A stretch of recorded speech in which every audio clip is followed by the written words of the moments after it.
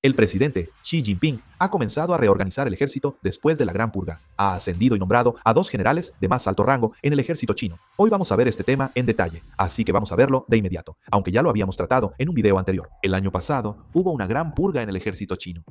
El 24 de enero de este año se supo que Zhang Yiza y Yu Chenren fueron prácticamente purgados por violaciones a la disciplina del partido y por graves cargos de corrupción y soborno.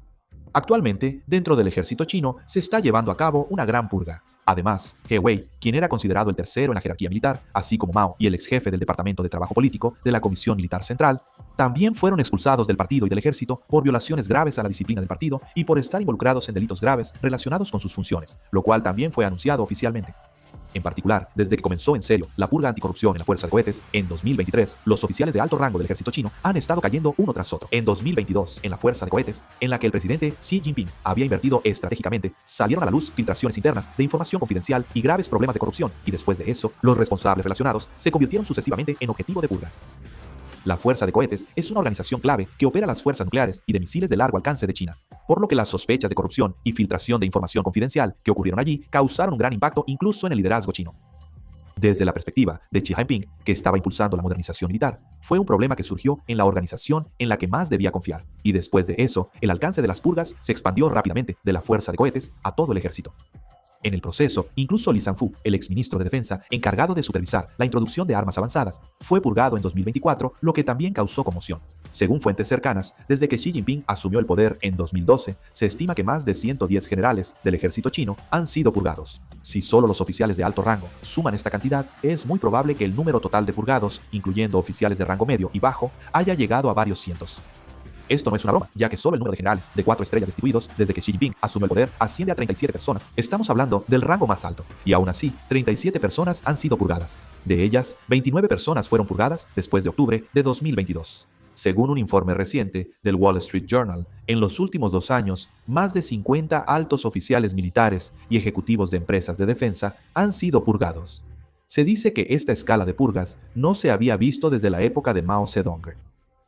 Con el reemplazo simultáneo de los líderes militares y figuras clave en el sector de defensa, dentro del ejército chino, continúan los vacíos de personal y los cambios en la cadena de mando.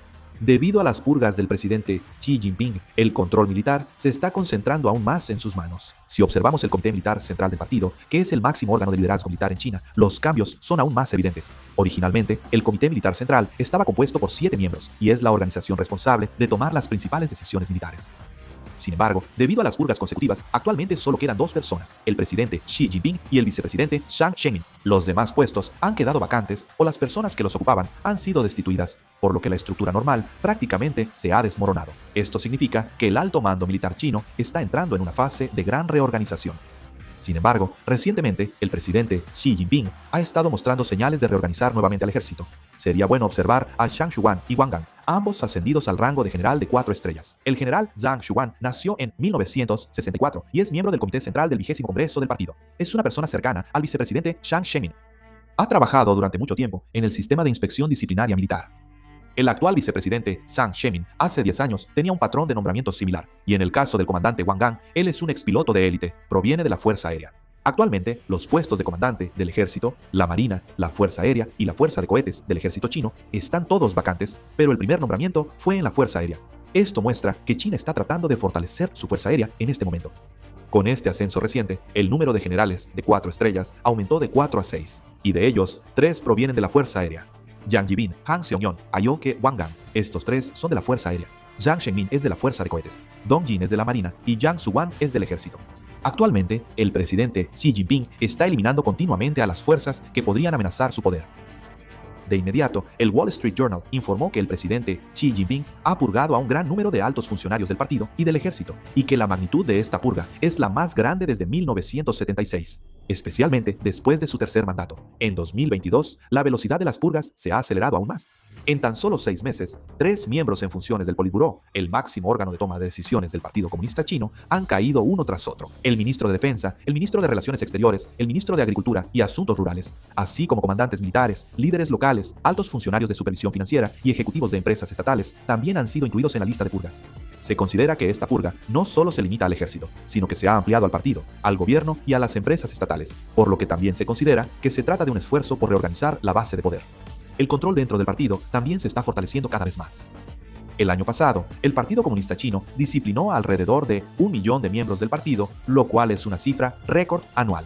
El principal órgano de supervisión del Partido Comunista Chino, la Comisión Central de Inspección Disciplinaria, supervisa a cerca de 100 millones de miembros del partido y ejerce un poder considerable al verificar posibles violaciones disciplinarias y el nivel de lealtad. No solo los altos funcionarios del partido, sino también las organizaciones locales están sujetas a inspecciones y auditorías regulares.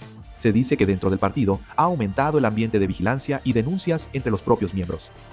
En este ambiente también se considera que incluso los altos funcionarios tienen dificultades para expresar opiniones en contra de manera pública.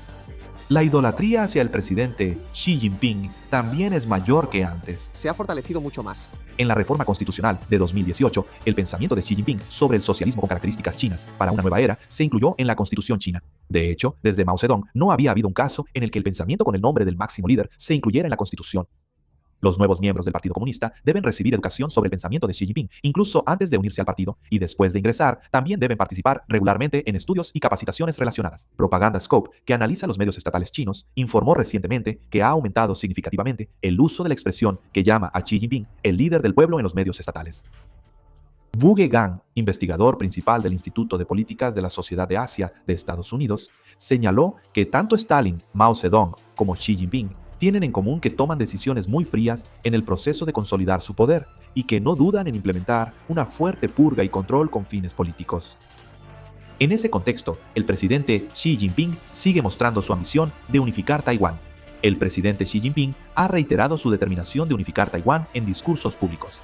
En su discurso en la ceremonia del 105 aniversario de la fundación del Partido Comunista Chino, el 1 de julio Xi Jinping declaró que hay que golpear con firmeza a las fuerzas separatistas partidarias de la independencia de Taiwán, oponerse a la injerencia de fuerzas externas y promover decididamente la causa de la unificación nacional. Xi Jinping también afirmó que resolver el problema de Taiwán y lograr la completa unificación de la patria es una misión histórica inquebrantable de nuestro partido y el anhelo de todos los hijos de China.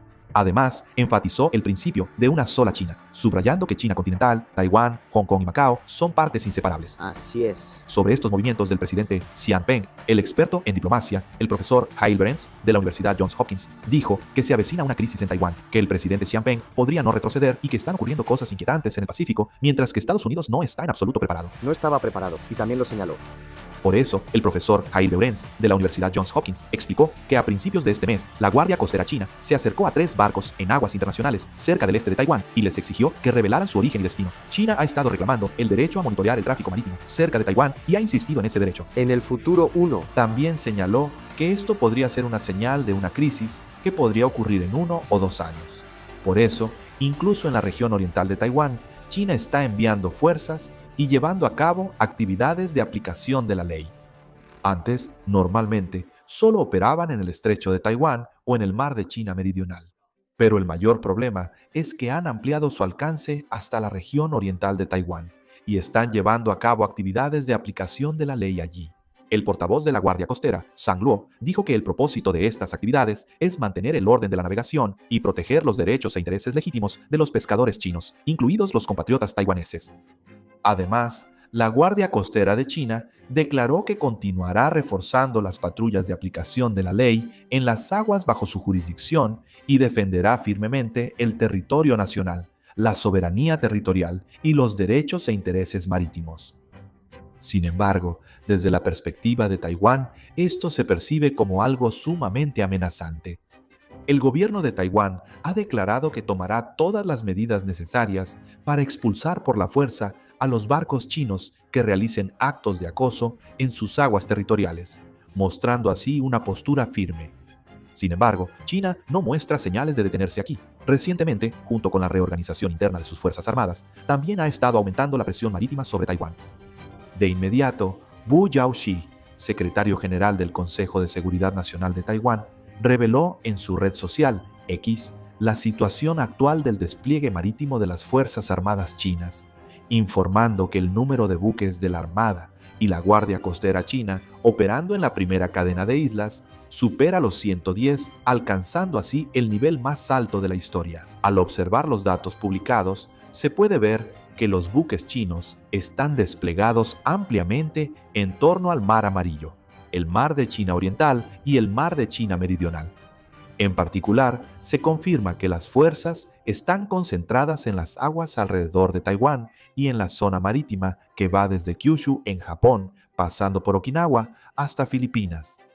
Esta región es considerada una ruta clave por donde se moverían las fuerzas estadounidenses y aliadas en caso de emergencia, por lo que la comunidad internacional también está observando muy de cerca estos movimientos.